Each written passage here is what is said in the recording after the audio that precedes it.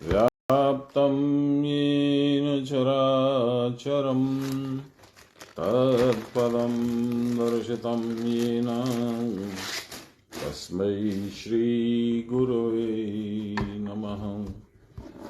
गुरुर्ब्रह्मा गुरुर्विष्णु गुरुर्देवो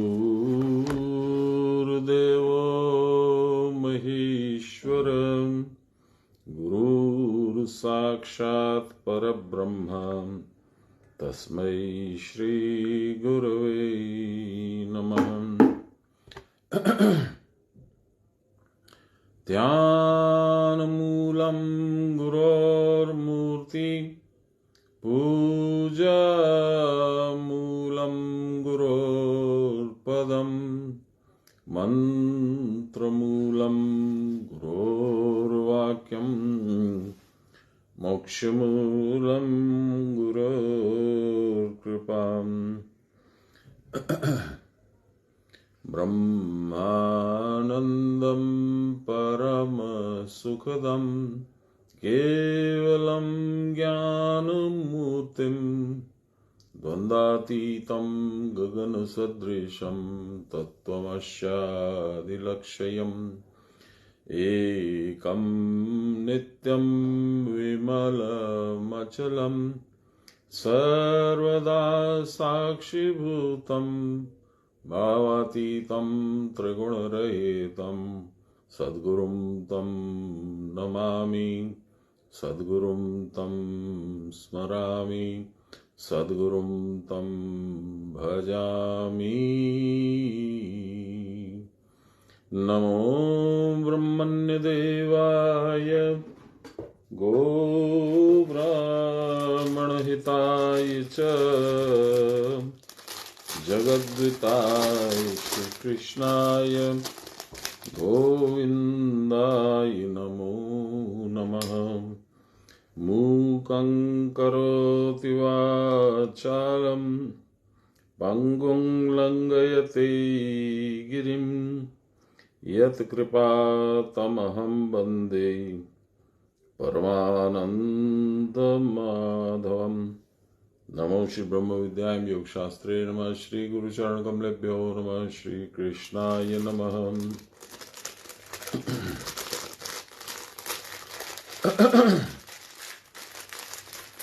हम लोग 17 नंबर अध्याय के चौथे श्लोक पे आज पहुंचे हैं।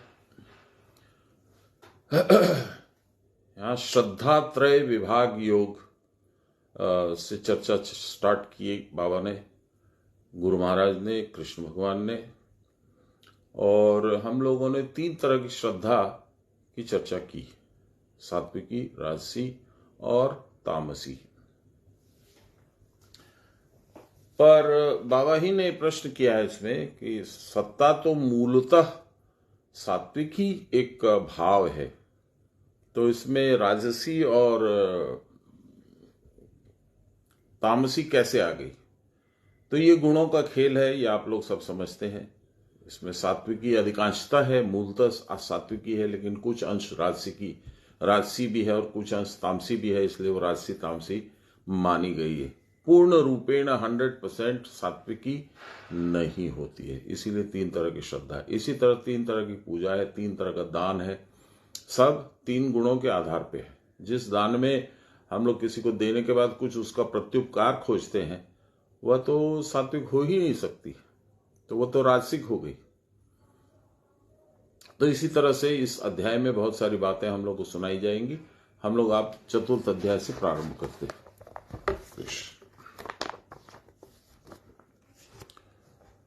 श्रद्धा का दृष्टांत, गुण भेद से पूजा का प्रकार भेद।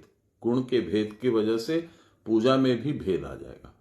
रजोगुण वाली अलग पूजा होगी, जैसे हमने बताया कल कि भागवत करते हैं भगवान को प्रसन्न करने के लिए, भगवान की कृपा प्राप्त करने के लिए, लेकिन देखते हैं कि समाज की कृपा प्राप्त करने में लग जाते हैं, तो राजसिक हो गया। चलिए पढ़ते हैं।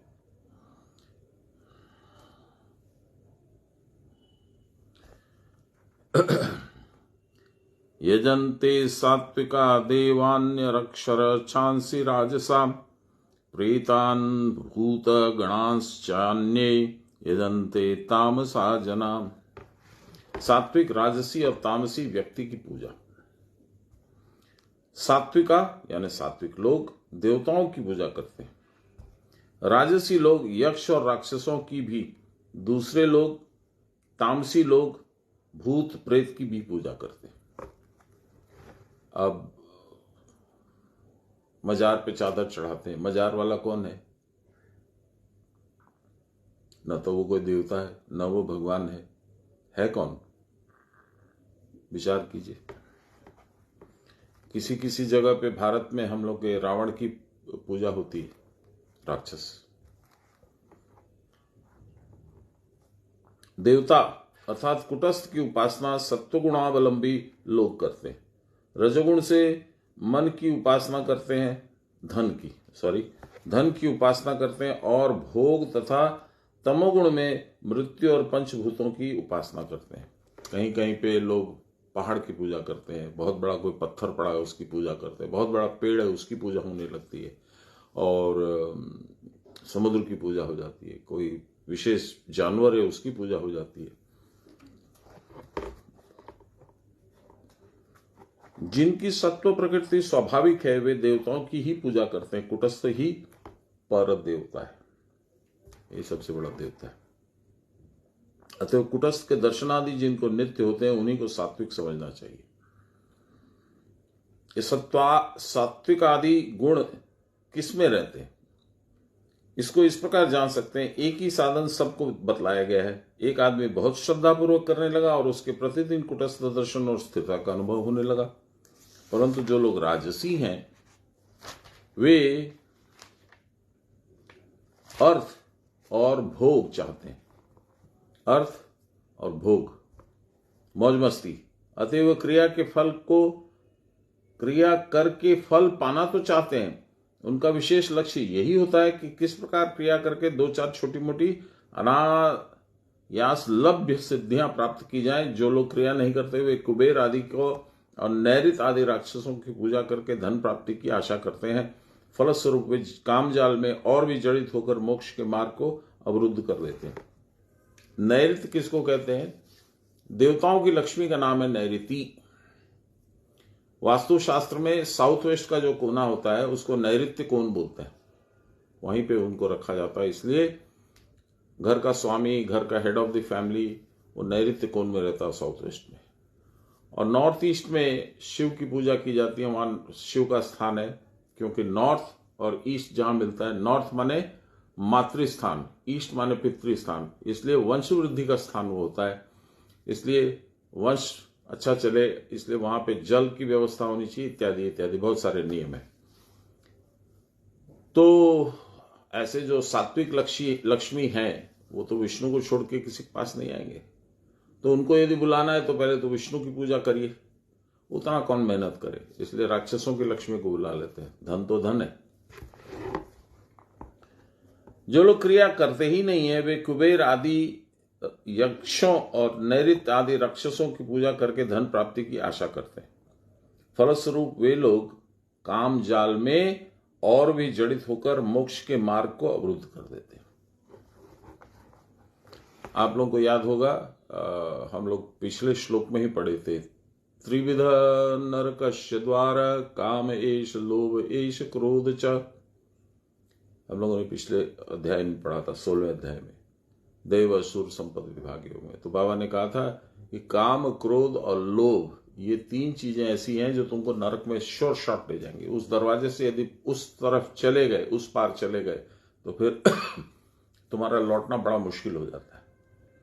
या इसी बात की थोड़ी झलक यहां मिल रही है कि क्या बोल रहे हैं, देखिए, वे फलस्वरूप काम जाल में और भी जड़ित होकर मोक्ष के मार्ग को अवरुद्ध कर लेते हैं। जो लोग तमोगुणी हैं वे भूत प्रेत आदि की पूजा करते हैं। बहुत सी असभ्य जातियां इसी प्रकार के देवता की पूजा करती हैं। सभ्य जाति में भी कुछ लोग अपना महत्व दिखलाकर लोगों पर प्रभुत्व स्थापना करने के लिए भूत पिशाच आदि की उपासना करते हैं। प्रेत सिद्धि वगैरह सुना है, मैंने बाबा से पूछा भी था कि बाबा प्रेत सिद्धि वगैरह होती है क्या? बोली होती है, करते हैं लोग। और दो चार उन्होंने बताया भी कि कैसे करते। वो बड़ा विभत्स है, वो कोई पूजा नहीं है, इसलिए उसकी चर्चा यहाँ करने का कोई मतलब नहीं है। तो मैंने कहा बाबा, हम लोग जो साधक है वो दूसरे साधक पे प्रेत सिद्धि करके आघात करना चाहे तो बोले वो उस पर उल्टा पड़ेगा। जो साधन करता है उसकी रक्षा भगवान स्वयं करते हैं, उसको महसूस भी नहीं होता कि उसकी रक्षा हो रही है, लेकिन होती है। एक तो गुरु है पहले, उसके बाद उसके ऊपर भगवान है, दोनों मिलकर उसकी रक्षा करते हैं। सभ्य जाति में भी कुछ लोग अपना महत्व दिखलाकर लोगों पर प्रभुत्व स्थापना के लिए भूत और पिशाच आदि की उपासना करते हैं। उनमें कोई सिद्धि प्राप्त भी करता है, परंतु सिद्धि के फलस्वरूप उनकी और भी अधोगति हो जाती है, और भी नीचे डूबते हैं वो। कोई पंचभूतों के उपासक हैं। पंचभूत माने क्षिति, अप, तेज, वरुण, मौन।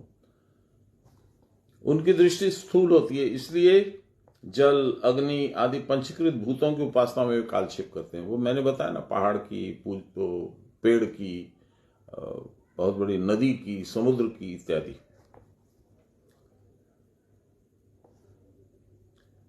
परंतु जल और अग्नि के भीतर जो एकमात्र पर देवता रहते हैं, कुटस्थ स्वरूप आत्मा, उनको वे नहीं जान पाते। इसलिए वे अमृतत्व को न प्राप्त कर मृत्युलोक को प्राप्त होते हैं। मृत्यु के बाद वे स्वधर्म भ्रष्ट प्रेतादि के उपासक वायुमय देह धारण करके उल्का मुख, कठ, पतन आदि नामक प्रेत योनियों को प्राप्त होते हैं। यही है वो प्रेत जो घूमते रहते हैं पूरी पृथ्वी पर, लोगों को उत्पात कर करके प्रताड़ित करते रहते हैं।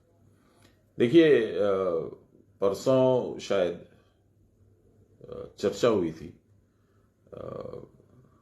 वहां संघ के समय, तो उसमें जो श्लोक है, गुरु ब्रह्मा गुरु विष्णु गुरुदेवो महेश्वर गुरु साक्षात परब्रह्म तस्मै श्री गुरुवे नमः, इसको एक्सप्लेन करने की चेष्टा मैंने की थी बाबा की कृपा से। तो एक साधारण सा मनुष्य जो साधारण रूप से मानुषी देह पाता है, साधारण मनुष्यों की तरह पला बड़ा होता है, वह ब्रह्मा विष्णु महेश की स्थिति कैसे लाता है, और हम क्यों माने ऐसा है, ये चर्चा का विषय था। इसके पीछे का रहस्य ये है कि 84 लाख योनि आपको भटकना है, लख 84, जिसमें 80 लाख योनियां भोग योनियां मानी गई हैं और 4 लाख योनियां योग योनियां मानी गई हैं। यानी इन 4 लाख योनियों में जो हैं, उन लोगों को भगवान का थोड़ा थोड़ा पता है। संपूर्ण रूप से नहीं पता हो तो भी आंशिक रूप से कुछ कुछ आभास है, फेंट ग्लिमर ऑफ नॉलेज तो मैं नहीं बोलूंगा, हंच, फेंट ग्लिमर ऑफ हंच इन लोगों को होता है कि भगवान है। वो अच्छा भी देखते हैं, बुरा भी देखते हैं, उसके अनुरूप दंड भी देते हैं, लाभ भी देते हैं। ये कहां से होता है? आप अभी 80 लाख योनि जो पशु योनि है उनको भोग करके आए, अब आप 4 लाख योनियों में जो मनुष्य योनि मिलती है, उन 4 लाख योनियों में सबसे नीचे स्टेप पे, फर्स्ट स्टेप आप ले रहे हैं। तो इट इज एक्सपेक्टेड कि आपके विचार उत्कृष्ट नहीं है, सही नहीं है, शास्त्र अनुमोदित नहीं है, आप शास्त्रों का ज्ञान भी नहीं रखते हैं, सुनी सुनाई बातें हैं, कुछ अपने परिवार में परंपरावश जो चल रहा है उसकी बातें हैं और उसी पे चल रहे हैं। लेकिन धीरे तो ऐसे लोगों को मलिच्छ कहते हैं, यवन कहते हैं, उसके बाद में शूद्र की योनि आती है, फिर वैश्य की योनि आती है, फिर क्षत्रिय की योनि आती है और लास्ट में ब्राह्मण की योनि आती है। अब इसमें तारतम्य होते जैसे ब्राह्मणों में भी चांडाल भी होते हैं। ब्राह्मण वो खाना पीना, मौज मस्ती करना, मर्डर करना, कुछ भी कर सकते हैं, है ब्राह्मण, लेकिन वो ब्राह्मण जन्म से है, कर्म से नहीं। उसी तरह शूद्रों में, जैसे वो मीराबाई के गुरु जो थे, वो शूद्र वंश में पैदा होकर के भी गुरु थे, चमड़े का काम करते थे, लेकिन उनके आचार विचार सोच इतनी उत्कृष्ट थी कि मीराबाई के गुरु थे। वह मीराबाई जो सशरीर भगवान में समा गई थी। तो ये तारतम्य है।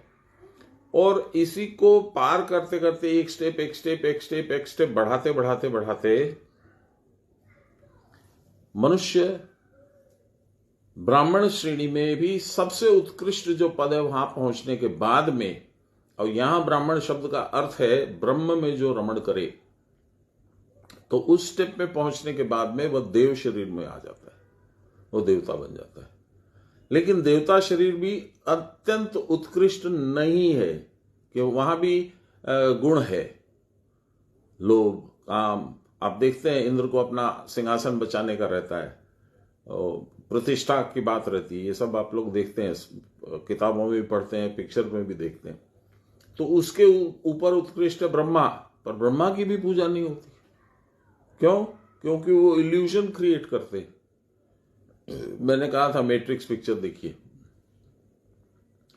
ये बताया गया कैसे, मैट्रिक्स में बताया गया कि कैसे इल्यूजन पैदा होता है। मनुष्य सोचता कुछ है और एक्चुअली में उसके साथ हो रहा कुछ है। अब उसके ऊपर जाते हैं आप, विष्णु मिलते हैं, उसके ऊपर जाते हैं महेश्वर मिलते हैं, उनके ऊपर जाते हैं तब पर ब्रह्म परमेश्वर मिलते हैं। वहां आपका डेस्टिनेशन है। Your evolution from the lowest form of bacteria और some such creepy crawly is to reach the stage of Brahma, Vishnu, Mahesh, cross that and reach Parabrahma Parmeshwar। ये टोटल एवोल्यूशन, टोटल साइकिल की ये chain है। तो जो व्यक्ति मनुष्य योनि में ऐसी उत्कृष्ट क्रिया और वैराग्य प्राप्त कर लेगा, वह मनुष्य योनि में मनुष्य रहते रहते परब्रह्म परमेश्वर हो जाता है, जैसे हम लोगों के गुरु महाराज लोग। अब इसमें भी गुरु बहुत तरह के होते हैं। कोई गुरु तो अच्छा मोटा आसामी आया है, बहुत पैसा है इसके पास, लाओ मेरे को ये 51,000 रुपये चाहिए, इसमें चंदा दे दो, उसमें ये मेरा आश्रम बन रहा है उसमें पैसा दे दो, उसमें ये कर दो। उस शिष्य बेचारा बोलता है ठीक है गुरु महाराज, वो सोचता है इसी में मेरा कुछ है फायदा। लेकिन उस गुरु का क्या? बाबा को मैंने पूछा कि इस तरह के गुरुओं का क्या होता है बाबा? बोले जब अंधा अंधे को रास्ता क्रॉस कराएगा तो क्या होगा? एक्सीडेंट ही होगा। ये बाबा के शब्द है।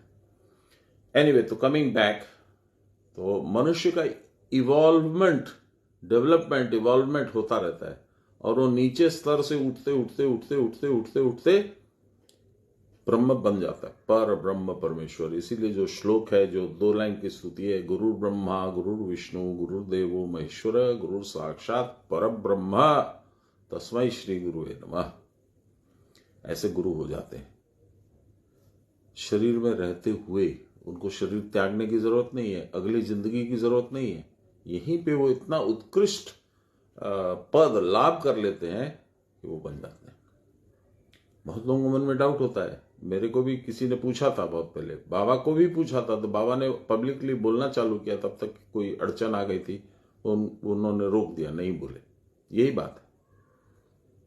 यहां पे जो कह रहे हैं, देखिए, अब यदि इसको हम लोग गुण के हिसाब से देखें तो तमोगुण सबसे नीचे, उसके बाद रजोगुण। तमोगुण में भगवान का भाव भी नहीं है, कोई चाह भी नहीं है, कोई विशेष प्रयत्न भी नहीं है, पौरुष भी नहीं है। रजोगुण, इसमें प्रयत्न है लेकिन भगवान के साथ ट्रेडिंग है। हे भगवान, मैं आपको 1.25 मन चूरमा चढ़ाऊंगा खाटू श्याम जी में, आप मेरा ये काम करा दो। आपको मैं काशी विश्वनाथ में 1.25 मन दूध चढ़ाऊंगा, मेरा ये काम कर दीजिए। हे भगवान, मैं ऐसा करूंगा, आप मेरे लिए ये कर दो। ये ट्रेडिंग है। इसको हिंदी में हम लोग कहते हैं व्यवसायत्मिका बुद्धि, ट्रेडिंग माइंड। भगवान के साथ भी ट्रेड करते हैं। तो ये कौन सा हुआ? ये राजसी गुण हुआ। राजसी गुण से ऊपर उठे तो सात्विक गुण हो गया। लेकिन गुण तो गुण है, वह भी बंधन की फांस है। कैसे? सात्विक थोड़ा भाव यदि आ जाता है तो मन में सबसे पहले अहंकार आता है कि मैं कितना जानता हूं, भगवान के बारे में मुझे कितना मालूम है, गुरु महाराज मुझे कितना प्यार करते हैं, मैं गीता भी पढ़ता हूं, मैं रामायण भी पढ़ता हूं, मैं चंडी भी पढ़ता हूं, ब्ला ब्ला ब्ला ब्ला ब्ला, मैं। तो ये इसका रूपक क्या है? गोपियां जो थी, गोपियां किसी किसी जमाने में कोई ऋषि थी, कोई संत था, कोई महात्मा थे, वो लोगों ने कभी कभी अपने जीवन में प्रार्थना की थी कि भगवान अगली बार जब आप लीला करने के लिए मनुष्य रूप धारण करके पृथ्वी पर अवतरण करोगे तो मुझे अपनी लीला में सम्मिलित कर लेना, मैं आपके साथ रहना चाहता हूं। ये लोग हैं गोपी। अब भगवान उनका मक्खन चुरा के खाते थे। क्यों? रूपक ये है कि जो सात्विक मक्खन है, मक्खन जो है वो सात्विक अहंकार है, अहंकार को खा जाते थे भगवान। कितनी सुंदर अवस्था है, कितना सुंदर खेल है, सोचिए। तो सात्विक गुण को भी पार करके जाना है, तब क्या होगा? परावस्था। परावस्था क्या है? जहां देहावस्था का कोई भान नहीं। तो इसके बाद तो आप लोग जानते हैं। चलिए, उनकी दृष्टि स्थूल होती है, इसलिए जब अग्नि आदि पंचीकृत भूतों की उपासना में वे कालक्षेप करते हैं, अग्नि का वो करते हैं, फलाना करते हैं, जल का चलाते हैं, फलाना करते हैं, परंतु जल और अग्नि के भीतर जो एकमात्र देवता रहते हैं उनको वे नहीं जान पाते, इसलिए वे अमृतत्व को न प्राप्त कर मृत्यु लोक को प्राप्त होते हैं। मृत्यु के बाद वे स्वधर्म भ्रष्ट प्रेतादि के उपासक वायुमय देह धारण करके उल्कामुख कटपतन आदि नामक प्रेत योनियों को प्राप्त होती है। हम लोग पढ़ चुके हैं। यहां पे एक बात और बोलना चाहता हूं मैं। कोई आवश्यक नहीं है कि मुझे मनुष्य धर्म मिल गया, मनुष्य जीवन मिल गया, मनुष्य शरीर मिल गया तो मेरा पतन नहीं होगा। होता है। आप लोगों को कई बार किस्सा सुना चुका हूं। वो एक जो माउंटेन डॉग जो हम लोग को रानीखेत में गुरु महाराज से मिलने आया था, वो, उसके बाद एक किस्सा सुना है आपको, भागवत में है, जड़ भरत। तीसरा किस्सा सुना है, सान्याल बाबा का शिष्य था जो सांप बन गया। सान्याल बाबा का शिष्य सांप बन गया। कितना जोर का पतन हुआ, सोचिए आप। तो ऐसा जरूरी नहीं है कि मनुष्य शरीर मिल गया तो अब पतन नहीं होगा। इसीलिए सांप सीढ़ी का खेल है, तो snakes and ladders the game. संत ज्ञानेश्वर का बनाया हुआ है ये। महाराष्ट्र के संत ज्ञानेश्वर थे, उन्होंने ये स्नेक लैडर्स बनाया था मनुष्य को बताने के लिए कि तेरी जर्नी सीधी नहीं है, जाएगा जाएगा जाएगा, सांस पकड़ लेगा, नीचे गिर जाएगा, फिर सीढ़ी से किसी तरह से बड़ी मुश्किल से जाएगा, फिर सांप पकड़ लेगा, फिर नीचे आ जाएगा, फिर चलेगा, फिर जाएगा। तो योनियों में भ्रमण होता है। इसीलिए तो 84 लाख योनि में ऐसा नहीं है कि नंबर 1 से लेकर 84,100,000 वाले में आप पहुंच जाओगे सीधा लाइन से चलते चलते। जी नहीं, डबल प्रमोशन भी होता है, ट्रिपल प्रमोशन भी होता है, जंप भी होता है, लेकिन at the same time pitfall भी होता है। You can fall very rapidly, thousands of योनि नीचे, स्पीसीज से नीचे गिर सकते हो। जैसे सान्याल बाबा का शिष्य ब्राह्मण साधक सांप बन गया। जड़ भरत सन्यासी साधक, वो जंगल में रह रहा है, राजपाट त्याग करके हिरण बन गया। इसलिए बहुत सावधान रहना है। इसीलिए वो एक भजन है जगजीत सिंह का गाया हुआ, वो बहुत कारगर है, बहुत उचित है, बहुत अच्छा है। आप लोगों को सुनाता हूं।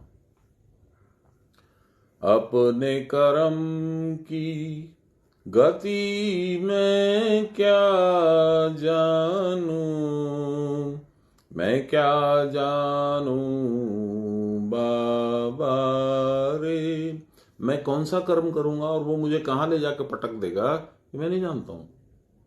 अपने कर्म की गति में क्या जानूं, मैं क्या जानूं बाबा रे।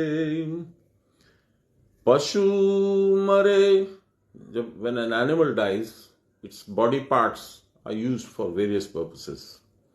पशु मरे 10 काम संवारे, नर मरे कछु काम न आवे। अपने कर्म की गति में क्या जानूं, मैं क्या जानूं बाबा रे। जब आदमी मरता है तो क्या होता है, मैंने देखा है, मैं करीब करीब 100 शव यात्रा में श्मशान घाट तक गया हूं, जिसमें कुछ मेरे प्रियजन थे, जैसे मेरा फ्रेंड रवि, दूसरा फ्रेंड राजकमल, किसी के फ्रेंड की मदर, किसी के फ्रेंड का फादर, सब में गया हूं। तो मैंने देखा है हाड़ बोन्स, हाड़ जले जैसे लकड़ी का छूला। बड़े लोग रंधा मारते हैं ना लकड़ी को प्लेन करने के लिए, तो उसमें पतली पतली परत निकल के अलग हो जाती है, उसको छूला बोलते हैं, छूल छूल छूल के निकालना। हाड़ जले जैसे लकड़ी का छूला, केश जले जैसे घास का पूला। बिचारी अपने कर्म की गति में क्या जानूं, मैं क्या जानूं बाबा रे। कहे कबीर नर तब ही जागे। बचपन में खेल, जवानी में प्रेम प्रसंग, बुढ़ापे में शरीर का संग, अंत में यमराज आता है, डंडा बजाता है, चल बेटा तेरी टाइम होगी, लेट्स गो। अरे यमराज इतनी जल्दी आ गए आप, मेरा तो ये काम बाकी है, वो काम बाकी है, वो काम बाकी, कुछ नहीं, अब बाकी कुछ नहीं, चल तेरी टिकट आ गई, मैं साथ लेके आऊं, लेट्स गो। गया। कहे कबीर नर तब ही जागे, यम का दंड मुंड में लागे। अपने कर्म की गति में क्या जानूं, मैं क्या जानूं बाबा रे। मैंने एक बार बाबा को पूछा था, बाबा हम लोग बच्चों को खाना खिलाने के लिए, दूध पिलाने के लिए या बैठ के चुपचाप पढ़ने के लिए कभी कभी झूठ बोल देते हैं, खा ले या दूध पी ले, नहीं तो साधु बाबा आ जाएगा, पुलिस आ जाएगी, तेरे को पकड़ के ले जाएगी, ये ले जाएगी, वो ले जाएगी। हम लोग झूठ झूठ बोल देते हैं, बच्चा कभी कभी डर के मान पी भी लेता है। शोले पिक्चर में डायलॉग भी है ना, यहां से 10 कोस दूर तक में भी कहीं बच्चा रोता है तो उसकी मां कहती है चुप हो जाने, तो वो आ जाएगा, क्या नाम था उसका डाकू का, गब्बर, मैं तो गब्बर आ जाएगा, और बच्चा शांत हो जाता है। तो मैंने कहा बाबा इस तरह का झूठ जब बोलते हैं तो इसमें तो कोई बुराई करने के उद्देश्य से, कोई लोभ के उद्देश्य से तो नहीं बोल रहे हैं, तब इसमें तो कोई दंड नहीं होना चाहिए। बाबा बोले नहीं, झूठ झूठ है और वो भगवान को पसंद नहीं है, उसका भी दंड निर्धारित है। मैंने बोला बाबा उसके कल्याण के लिए बोल रहे हैं? बोले हाँ, लेकिन बोल तो झूठ रहे हो। मैंने कहा इसका क्या होगा? बोला कभी तुम्हारी उंगली मुड़ जाएगी, कभी झटका लग जाएगा, कभी गर्दन में दर्द हो जाएगा, कभी छींक आ जाएगी जोर से, कभी हल्की बुखार हो जाएगी, सर्दी लग जाएगी, ये सब होते हैं इसके फल। अफलित कोई भी कर्म नहीं जाता। आसुरिक की पूजा, तमोगुण वाले की पूजा। अशास्त्र विहितम घोरम तप्यन्ते ये तपोजना, दंभ अहंकार संयुक्ता कामराग बलान्विता। दंभ और अहंकार से संयुक्त, कामना आसक्ति और बलयुक्त अचेतसः अविवेकी लोग शास्त्र विरुद्ध भयंकर तपस्या आचरण करते हैं। आप लोगों ने पिक्चर्स में देखा होगा, वो पेड़ के वो पहाड़ की चोटी पे खड़ा होकर के, एक टांग पे खड़ा होकर हाथ ऊपर जोड़ करके बरसों बरस खड़ा है, हे ब्रह्मदेव नमो ब्रह्मदेव नमो ब्रह्मदेव। एक तो पहली बात कि ब्रह्मदेव की पूजा नहीं होती, क्योंकि वो जो कुछ भी क्रिएट करेंगे वो असत्य है, अनित्य है। इसलिए जो सात्विक लोग हैं वो इस चीज को जानते हैं, इसलिए उनकी पूजा ही नहीं होती। राक्षस लोग ये जानते भी हैं फिर भी मानते हैं कि नहीं इसी में मेरा कल्याण है, हमको तो अपने सोने की लंका चाहिए, हमको तो फलाना चाहिए, हमको तो ढिमका चाहिए। इसलिए ब्रह्मदेव ही सरलता से पूज्य हैं और फल भी देते हैं। और उसको नहीं करते तो शिव जी को मानते हैं, शिव जी को कहते हैं भोला भंडारी है, जो मांगोगे मिल जाएगा, जल्दी में खुश हो जाते हैं। हम लोग की ममता पिशी माँ थी मंदार में, बाबा उनको बहुत श्रद्धा करते थे, सान्याल बाबा की भांजी थी, 80 साल 82 साल की हुई तब उनका शरीर छूटा। तो मैं भी जब जाता था तो उनका दर्शन करके प्रणाम करके, तो बाबा भी जाते थे तो बाबा के साथ साथ उनके यहाँ जाना पड़ता था और बाबा उनको बहुत सारा भजन उजन सुनाते रहते थे। तो ममता पिसी माँ की आवाज बहुत भारी थी, भगवान तुम्हार मंगल करुक, इस तरह की भारी आवाज थी। तो मैं क्या बोलने लगा था भूल गया। हाँ, ममता पिसी माँ अब उस अवस्था में नहीं साधन ज्यादा हो सकता, फिर भी बहुत सात्विक विचार की थी और बहुत पूजा पाठ करती थी। अपने से उस उम्र में भी अपना खाना खुद बनाती थी, किसी दूसरे के बनाया हुआ नहीं खाती थी। तो मैंने बोला पिसी माँ, अचानक मैं पहुंचा था, अकेला था, तो मैंने कहा पिसी माँ আপনি কি রকম साधन करें की करें? उनकी आवाज में सुनाने की चेष्टा करता हूं। আমার অত টাইম নেই, অত লাইরি মাসের খুশামদি করার আমার প্রয়োজন নেই। আমি এক লোটা জল ঢেলে দিলেই শিব আমার উপরে প্রসন্ন হয়ে যায়, এটাই যথেষ্ট। अभी कल परसों साधन में एक लड़की मिली थी, उसके साथ एक अच्छा लंबा चौड़ा लड़का था और उस लड़के की बहू थी। वो मेरे पास आई, बोले दादा चिनते पाच्छो? तो जैसे वो बोली चिनते पाच्छो, उसका देखा तो पहचान गया। थोड़ी सी मोटी फ्लफी थी, अभी थोड़ी दुबली हो गई, लड़का अच्छा मजबूत हो गया। बाबा के साथ वो मंदार गई थी पिसी माँ से मिलने, उस समय बच्चा गोद में था। वो उसका नाम है त्रयंबक और उस लड़की का नाम है मिष्टी। तो दादा कैमन आछो, ये सब बात हुई। फिर उसको त्रयंबक को दिखाई, मेरे को बोला ये होच्छे त्रयंबक। मैंने बोला अरे वाह, देखछो पिसी मायर कथा तुम्हार की रकम लाभ दिलो। से तो 100 बार ऐसे ऐसे करके प्रणाम करी। उसको बच्चा नहीं हो रहा था, तो बाबा के पास आई वो और उसके पिताजी, बैनर्जी का नाम था उनका। तो बाबा को बोली की करबो बोलून। तो बाबा बोले जा पिसीमार चरण धरे ने, और बाक सिद्धि आछे, मुंह से जो बोल देगी वो होगा। वो यदि अब तुम्हारे को अपने मुंह से बोल देगी तुम्हारा लड़का होगा तो होगा। एक चीज का लेकिन ध्यान रखना, यदि वो उन्होंने कुछ कह दिया कि शिव के लिए ये बना दे वो बना दे, तो बनाना पड़ेगा, उसमें फिर गड़बड़ नहीं होनी चाहिए। तो बोले हाँ ठीक है। तो गई पिसी माँ को बोली, पिसी माँ बोली कि भगवान तुम्हार मंगल करुक, তোমার ছেলে হবে, কিন্তু আমার শিবকে তোমাকে একটা सर्प दीते হবে। तो चांदी का एक सांप बना करके शिव जी को उसको देना पड़ा, लड़का हो गया। तो इस बार जब वो गई थी, जब हम थे वहां पे बाबा के साथ गई थी, तब वो बच्चा 2-3 महीने का हो चुका था और वो सांप लेके गई थी, चांदी का बनाया हुआ सांप। तो पिसी माँ को बोली पिसी माँ আপনি কি নাম দেবেন, নাম রেখে দিন, আপনারই ছেলে আপনারই कृपा। तो पिसी माँ ने बोला बिना एक सेकंड भी लगाए बोले और नाम रखो त्र्यंबक।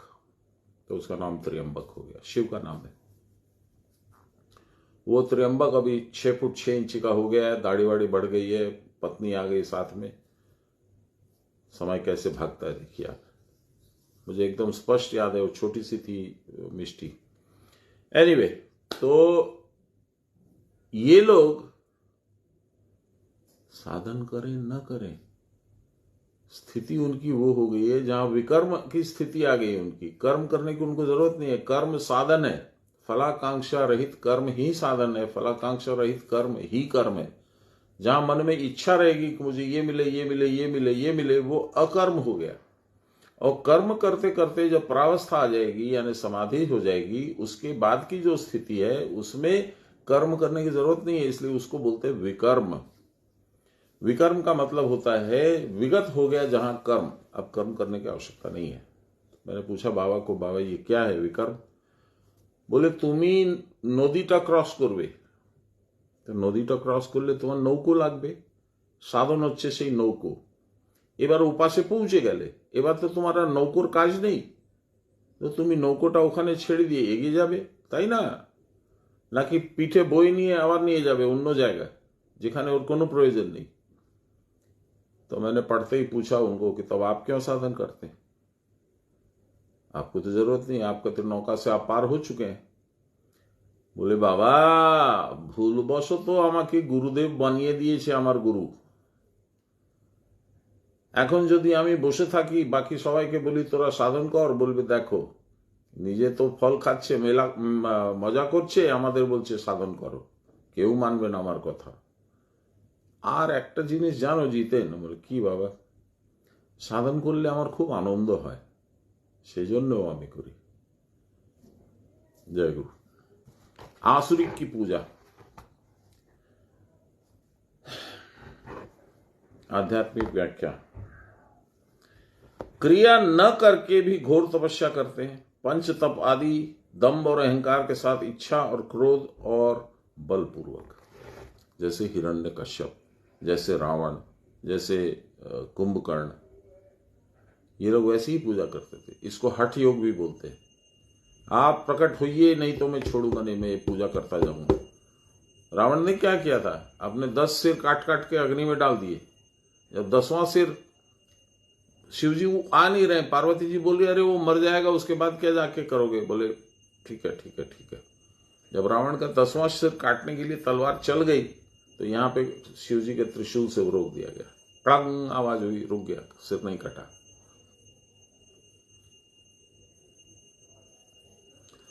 इसको कहते हैं बलपूर्वक दंभ लगा के मैं करूंगा, ऐसा ही करूंगा और आपको मेरी बात माननी पड़ेगी। दंभ और अहंकार के साथ जिनका नित्य संबंध है, वे काम, राग और बल से उन्मत्त होकर शास्त्र विहित, अशास्त्र विहित घोर तपस्या करते हुए शरीर को सुखा डालते हैं, अर्थात अति क्षीण कर डालते हुए इंद्रियों को बाहरी उपायों के द्वारा अचैतन्य किए रखते हैं। भूख को दबा देंगे, प्यास को दबा देंगे। कभी कभी इंद्रियों की उत्तेजना में वे पाखंडी के समान घोर अत्याचार भी कर देते हैं। अस्वाभाविक रूप में इंद्रियों को क्षीण करने से संयम अभ्यास नहीं होता और संयम का फल भी प्राप्त नहीं होता। वे समझते हैं कि इन सब अन्य अस्वाभाविक उपायों से तपस्या करने पर शीघ्र ही तपस्या का फल प्राप्त हो जाएगा। किसी किसी को इस प्रकार की तपस्या का कुछ फल मिल भी जाता है, परंतु विवेक और वैराग्य दोनों के न होने के कारण अहंकार अभिमान के साथ शास्त्र, गुरु और देवताओं की अवहेलना करके वे अपने लिए घोर नरक का रास्ता खोल लेते हैं, प्रशस्त कर देते हैं। पूर्व काल में आ गया नाम, हिरण्यकश्यपु, रावण आदि ने घोर तपस्या की थी। तपस्या के फलस्वरूप उनको ऐश्वर्य, शक्ति, समृद्धि प्रचुर परिमाण में प्राप्त हुई थी, किंतु विवेक वैराग्य के अभाव में, असंयम आदि के कारण उनको शीघ्र ही ध्वस्त होना पड़ा था।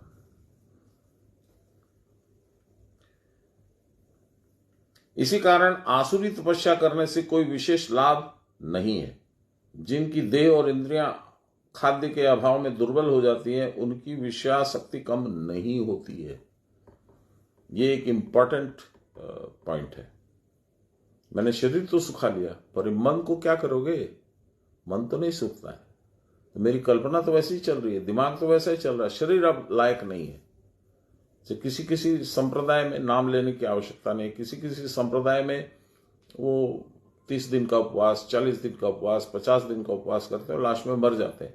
लेकिन उस 30-40 दिन के उपाय में उनका शरीर तो वो कुछ भोग नहीं करता है, वो तो बात सही है, लेकिन उनका मन कहाँ घूमता है आपको क्या मालूम है। जिनकी देह और इंद्रियां खाद्य के अभाव में दुर्बल हो जाती हैं, उनकी विषयासक्ति कम नहीं होती। लीजिए बाबा बोल ही रहे, लोभवश वे सकाम तपस्या में अपने को नियुक्त कर लेते हैं। इनके द्वारा मन और बुद्धि भी मलिन हो जाती है और वे आत्मदर्शन के अनुपयुक्त हो जाते हैं।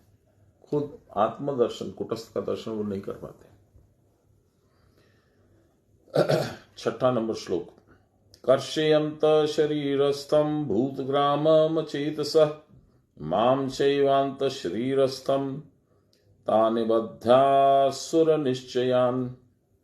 अविवेकी लोग देह स्थित भूतग्राम पंचभूतों को और शरीर मध्यस्थ आत्मस्थ रूप मुझको क्लिष्ट करके जो तप करते हैं, उनको आसुर निश्चय, अर्थात उनका निश्चय आसुरी है, ऐसा जानो। यह आसुरी तपस्या की बात चल रही है दो श्लोक में। शरीर को सुखाकर सारी इंद्रियों को अचैतन्य बनाकर अर्थात कुटस्थ में न रहकर शरीर में जो मैं हूं इस प्रकार मुझको क्लेश देकर जो तपस्या करते हैं, ताकि आफ्टर ऑल आपको क्लेश हो रहा है तो वो क्लेश आपकी आत्मा को भी हो रहा है। वह आसुरी तपस्या होती है, अर्थात वह अच्छी नहीं होती, सकाम है। एक एग्जाम्पल देता हूं मैं। मंजू मेरी श्रीमती जी सोमवार का मंगलवार का दोनों दिन का उपवास करती थी। बाबा आए 96 में और ये उपवास, मेरी शादी हुई 77 में, तो 96 मतलब समझ लो आप 20 साल 19 साल से कर रही थी रेगुलर, किसी दिन भी बाद नहीं किया। बाबा आए तो कुछ ऐसा कोइंसिडेंटल हुआ कि सोमवार को और मंगलवार को न कुछ खाई न कुछ करी, और चेहरा भी लटका हुआ था। नहीं खाएगा आदमी पूरा पूरा दिन तो चेहरा तो लटकना ही है। तो बाबा बोले किस चीज का उपवास करते हो, तो वो अपना समझाइए, उसका जो भी लॉजिक था। बाबा के पास में कुछ मिठाई पड़ी हुई थी, उसको खिलाए, बोले लिखा। अब बाबा की आज्ञा हो गई तो ना करने का कोई गुंजाइश नहीं, व्रत तोड़वा दिए। वो बोला उपवास माने क्या होता है जानती हो? बोलिए आप। बोले उप माने करीब, वास माने रहना। तो तुम तो ये उपवास करके भोजन के करीब रह रही हो, सब समय तुम्हारे मन में है कब चांद उगेगा, कब हम खाना खाएंगे, कभी ऐसा होगा तब तो ऐसा करेंगे। भगवान के पास तो तुम हो नहीं हो, इस उपवास का क्या लाभ है? शरीर को कष्ट देना, इससे कोई लाभ नहीं है। तुम्हारे अंदर जो आत्मा है उसको भी कष्ट होता, तोड़वा ही दिया, टूट गया उसका। देह के भीतर आत्मा साक्षी स्वरूप में अवस्थान करता है। असुर बुद्धि वाले उस आत्मा को भी कृश करते हैं, कमजोर करते हैं। आत्मा को कृश करने का अर्थ यह नहीं है कि आत्मा देहादि के समान क्षीण या दुर्बल हो जाता है। आत्मा कृश तभी होता है जब ईश्वरीय वाक्य की अवहेलना होती है। शास्त्र आदि को न मान के, तदनुसार कार्य आदि न करके ईश्वर के वाक्य की अवहेलना होती है, और उससे बात आत्म संबंधी ज्ञान आवृत हो जाता है, ढक जाता है। आत्मा के ऊपर जितना ही आवरण पड़ता चला जाता है, लेयर के ऊपर लेयर, उतना ही हमारे मन बुद्धि आदि आत्मा के स्वप्रकाश का अनुभव नहीं कर पाते हैं। आत्मा दूर होती चली जाती है। यही आत्मा को कृश करना। सूर्यकोटि प्रतीकाशम चंद्रकोटि सुशीतलम, इस प्रकार के आत्मज्योति के प्रकाश का अनुभव योगी लोग करते हैं। और ये कोई बहुत विशेष स्थिति नहीं है, ये अल्प आयास में गुरु महाराज करवा दे सकते हैं। जो रेगुलर साधन करते हैं वो एक स्टेज पहुंचते हैं तो उनको स्वतः ये मिल जाती है क्रिया, जिसमें आप ये देख सकते हो। परंतु जो लोग अनाचारी या अत्याचारी है, वे साधन तंत्र के कठोर नियमों का पालन नहीं कर सकते। मन में प्रकृत वैराग्य का उदय न होने के कारण विषय भोग में अधिकाधिक रुचि कम नहीं होती। फलस्वरूप देह और इंद्रिय आदि भी क्षीण और दुर्बल हो जाती है। ज्योति को धारण करने वाले देहादि बलहीन हो जाते हैं और उनके भीतर से आत्मा का प्रतिबिंब सुंदरता पूर्वक प्रतिबिंबित नहीं होता है। जैसे कांच और पत्थर में स्वच्छता के तारतम्य के कारण ज्योति से प्रकाश का तारतम्य होता है। कांच से तो आर पार हो जाएगा, पत्थर से तो कुछ जाएगा नहीं आर पार। उसी प्रकार देहेंद्रिय आदि के सत्व भावापन न होने पर उनमें आत्म ज्योति का प्रकाश भी क्षीणता को प्राप्त होता है। इसलिए जो पाप आदि कर्म के द्वारा शरीर, इंद्रिय और मन को कलुषित करते हैं, उनके भीतर आत्म ज्योति का प्रकाश भी बंद हो जाता है। मंद हो जाता है, बंद नहीं। इसका उदाहरण कौन है? राक्षस लोग तो है ही। रावण की पत्नी का नाम क्या है, आप लोगों को ध्यान है? मंदोदरी। ये जो मंद शब्द है ना, इसी से मेरे को ध्यान में आया। मंद उदरी, उदर माने पेट, पेट माने मणिपुर चक्र, मणिपुर चक्र माने अग्निस्थल।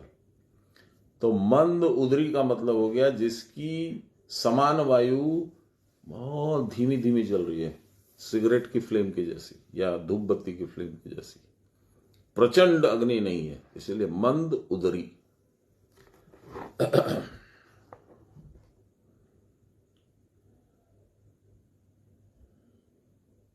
ये आत्मस्वरूप मुझको कृश करना, पूर्ण संयम के अभाव में योगी होने की इच्छा करना जैसा हास्यास्पद है। खाना पीना, मौज मस्ती, उठने का टाइम नहीं, सोने का टाइम नहीं, क्रिया करने का टाइम नहीं, कुछ नहीं, और सोच रहे हैं कि हम साधन करेंगे। तो ये हंसने वाली बात है। उसी प्रकार कुटस्थ में न रहकर शरीर सजाकर तपस्वी बनना अस्वाभाविक निष्फल चेष्टा मात्र है। योगी का ताना बाना गिरवा वस्त्र पहन लिया, लंबा चोला पहन लिया, ऊपर से एक शॉल गिरा लिया, इधर मोटी मोटी वो माला दे दी रुद्राक्ष की, बड़ी बड़ी अंगूठियां दे दी, यहाँ पे माथे पे त्रिपुंड लगा लिया, चोटी लगा ली, तपस्वी हो गए। क्या कह रहे हैं सुनिए। कुटस्थ में न रहकर शरीर को सजाकर तपस्वी बनना अस्वाभाविक और निष्फल चेष्टा मात्र है, होगा नहीं वो। बहुत से लोग समझते हैं कि तंत्र के मत से साधनादि वेद विरुद्ध व्यापार है।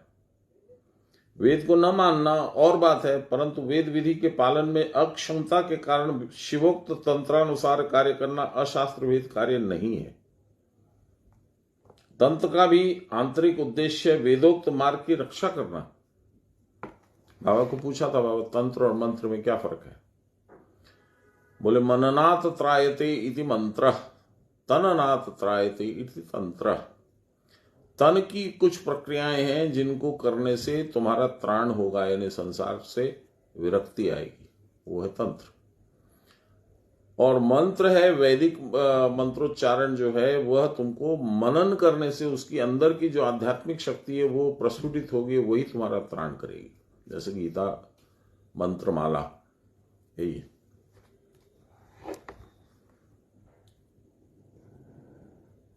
जब मनुष्य काल दोष से कलिरोगग्रस्त होकर असमर्थ हो जाता है तो उस असमर्थ जीव कुल को पुनः धर्म में परिवर्तित करने के लिए उसके रोग की शांति के लिए चेष्टा करना ही सर्वप्रथम कर्तव्य है।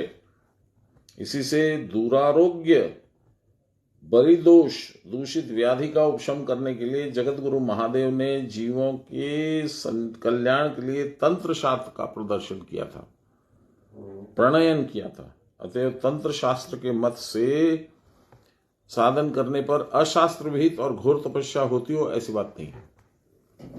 आप लोग जानते हैं तंत्र की प्रैक्टिस करने वालों को दो श्रेणी में माना जाता है, घोरी और अघोरी।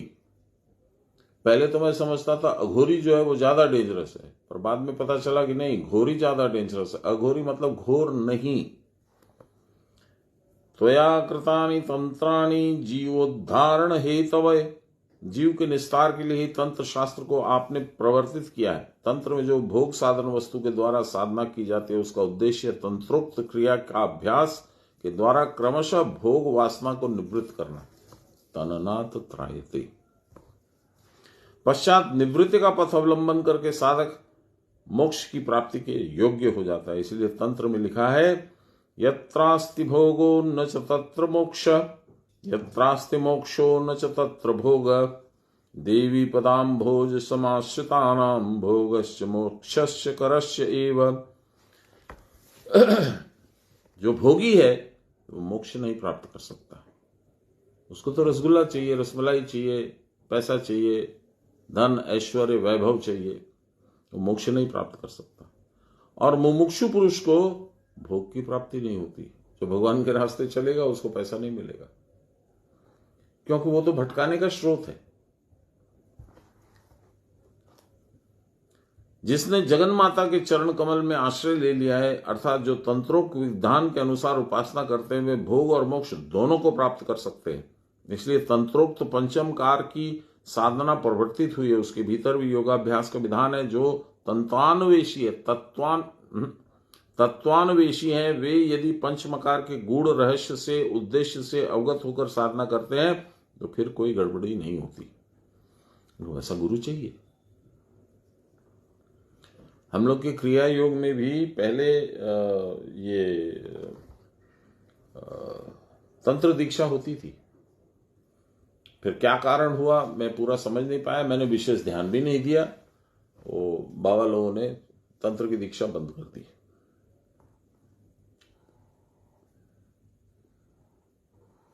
स्वमांस होम या ब्राह्मण रक्त द्वारा होम करके जो इष्ट देवताओं के तर्पण की विधि है उसके अर्थ को साधारण लोग जानते ही नहीं है। स्वमांस होम, स्वरक्त क्या लिखा है, ब्राह्मण रक्त द्वारा होम, इसका मतलब क्या हुआ? इसलिए गुरुमुख से ही तंत्र आदि व शास्त्रों को सीखना आवश्यक है।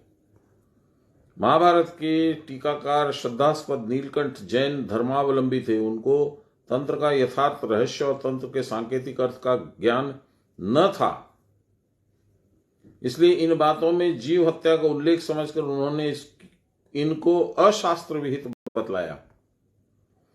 परंतु वास्तविक तंत्रोक्त मत से साधना अशास्त्र विहित नहीं हो सकती। जीव हत्या का विषय वैदिक यज्ञ में भी है, परंतु उसका आध्यात्मिक अर्थ और है।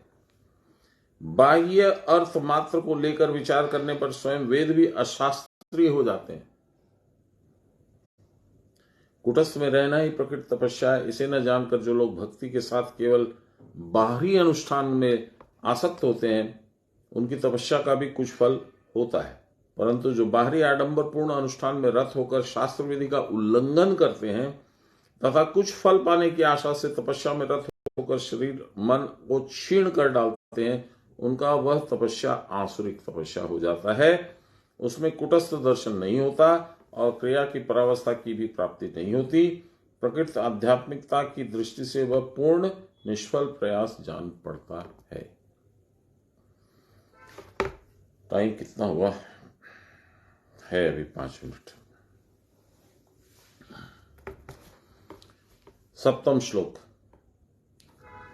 आहार सत्वपि सर्वस्य त्रिविधो भवति प्रिय यज्ञस्तपस्यास्था दानं तेषां भदमिमं शृणु।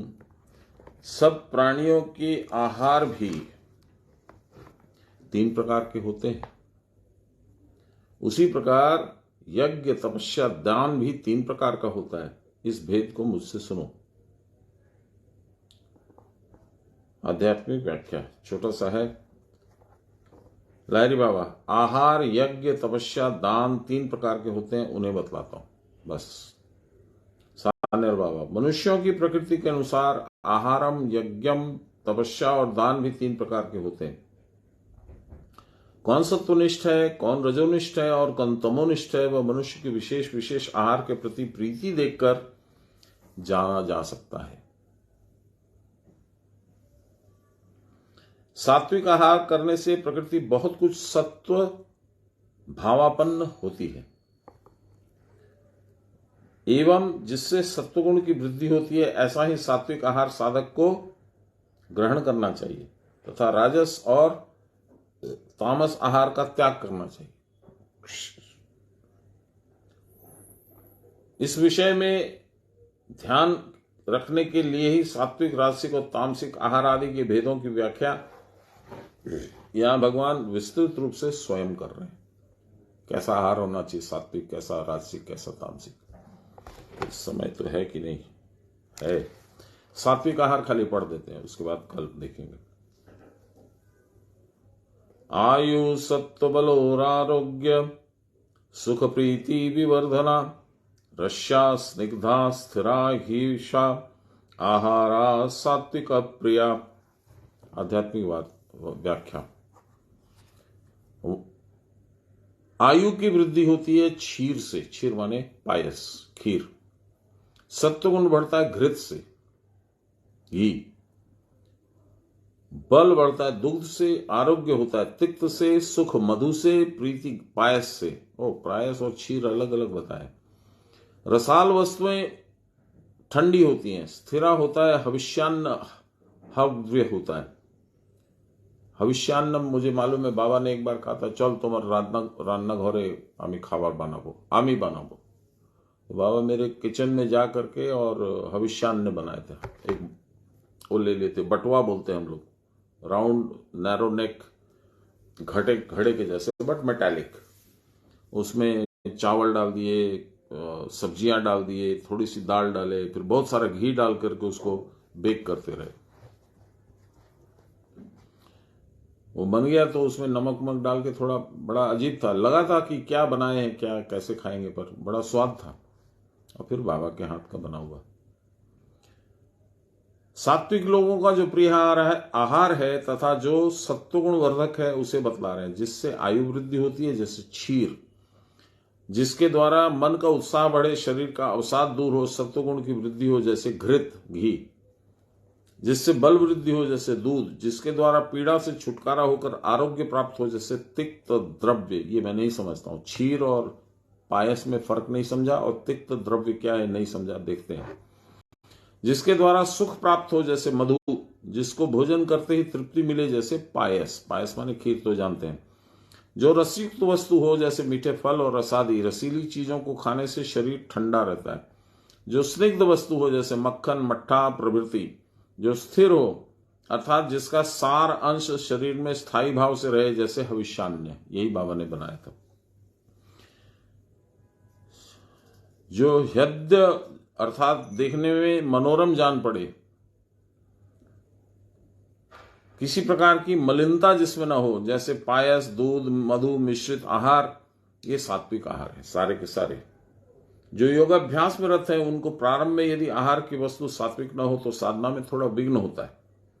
जिन्होंने साधना में उन्नति प्राप्त की है तथा बहुत देर तक प्रतिदिन साधना करते हैं, उनको श्वास की स्थिरता बढ़ती है और स्थिरता वृद्धि के साथ उनके आहार का परिमाण क्रमशः लघु होते चला जाता है।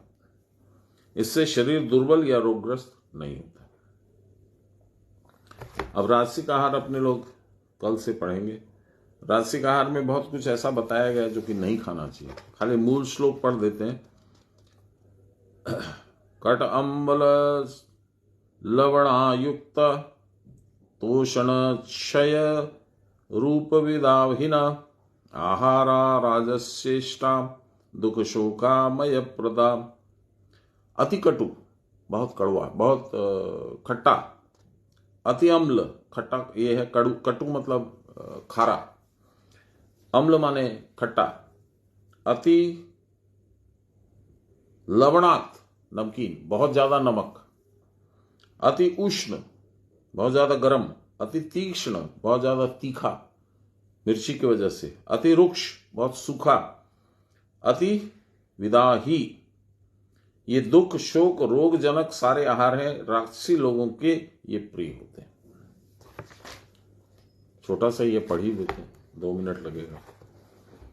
कड़वा, अम्ल, लवण, उष्ण, तीक्ष्ण जो द्रव्य रुक्ष करते हैं, मिर्चा, मरीच, ये राजसिक आहार है। खाने पर दुख और शोक होता है अच्छी तरह से। जिन वस्तुओं का सेवन करने से दुख शोक और व्याधि उत्पन्न होती है वे राजसी लोगों को प्रिय होते हैं। और अति कटु जैसे निम्ब, चिरायता आदि आदि। अति अम्ल जैसे कच्ची इमली, आमड़ा आदि। अति लवण, अति उष्ण जैसे जलता हुआ भात, दूध आदि जिसके द्वारा जीव तक जल जाए। अति तीक्ष्ण जैसे तीखी मिर्चा, मिर्च आदि। अति रुक्ष जो पदार्थ रूखापन पैदा करे जैसे कंगुनी, कोदो आदि। स्नेहहीन चावल का भूजा, चने का भूजा आदि। अति विदाही जिसको खाने पर मुंह, पेट, छाती, गला सब जल उठे जैसे सरपय आदि। ये भोजन के समय भी दुखप्रद होते हैं क्योंकि शरीर में कष्ट का अनुभव होता है। इनका परिणाम भी दुखजनक होता है क्योंकि इनके साथ व्याधि उत्पन्न होती है। इन सब वस्तुओं के सेवन से शरीर अस्वस्थ हो जाता है और साधना में विघ्न उत्पन्न होता है। इसलिए क्रियामान लोगों को इस विषय में सतर्क रहना चाहिए। नमो ब्रह्मण्य देवाय गो ब्राह्मण्य हिताय च जगद्विताय श्री कृष्णाय गोविंदाय नमो नमः। ब्रह्मार्पणं ब्रह्म हविर्ब्रह्माग्नो ब्रह्मणाहुतम् ब्रह्मैव तेन गन्तव्यं ब्रह्म कर्म समाधिनां। नमो श्री ब्रह्म विद्यां योग शास्त्रे नमः। श्री गुरुचरण कमलेभ्यो नमः। श्री कृष्णाय नमः। श्री कृष्ण गोविंद हरे मुरारे राम नारायण वासुदेवम्। श्री गुरु चैतन्य हे आत्मदेव हे मात दुर्गे हर विश्वनाथ। सर्वे भवन्तु सुखिनः सर्वे सन्तु निरामया सर्वे भद्राणि पश्यन्तु मा कश्चित् दुःखभाग् भवेत्। असतो मा सद्गमय तमसो मा ज्योतिर्गमय मृत्योर्मामृतं गमय आविराविमहीधि। बोलिए प्रेम से गुरु महाराज की जय, परम गुरुदेव की जय, परात्पर गुरुदेव की जय, परमेष्टि गुरुदेव की जय, गुरु माता की जय। हर हर महादेव। जय गुरु। कल मिलते हैं।